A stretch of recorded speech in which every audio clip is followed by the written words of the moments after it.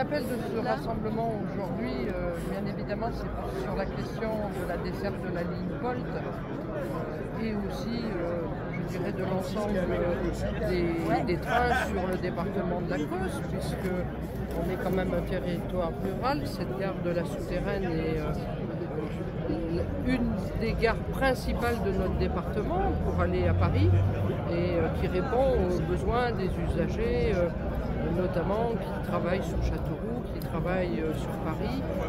Finalement, le ministre que vous avez interpellé, notamment lui, et le président de la SNCF également. Voilà. Finalement, ils ont pris une décision hier. Alors, je n'ai pas réussi à avoir d'éléments très précis sur les horaires qui vont être établis à partir du 11 décembre, mais les courriers que j'avais adressés dans le cadre d'une lettre ouverte avec une proposition qui ne réglera pas la problématique de fond, d'avoir plus de trains, que ce soit sur la gare de la Souterraine ou de Saint-Sébastien, et surtout la question de la correspondance avec les TER. 7h35 est toujours supprimé. C'est simplement un train qui existait, qui est un petit peu retardé du fait du train des Givreurs et qui s'arrêterait donc à la gare de la Souterraine. Le train des Givreurs, il est la conséquence d'un trafic moindre sur cette ligne, puisqu'il n'y a plus de trafic de fret, il y a moins de trains qui circulent. Donc à partir de là, un trafic moindre. En cas de givre, il y a l'obligation de faire chauffer les caténaires pour pouvoir dégivrer. La solution de ces trains dégivreurs, c'est la démonstration justement de la casse du service public SNCF sur l'ensemble du territoire. Ce qu'il se passe aujourd'hui sur notre département, malheureusement, se passe aussi ailleurs. Sinon, il y a eu un train qui a déraillé sur Issoudun. Et effectivement, avec des conséquences, il n'y a plus de train pour le week-end ici en Limousin, ou de POLT en tout cas. Les dégâts sont importants, a priori, et on va être plusieurs jours sans rétablissement de la ligne. Plus que le week-end. J'attends d'avoir le secrétariat du ministre pour savoir exactement ce qui va en être.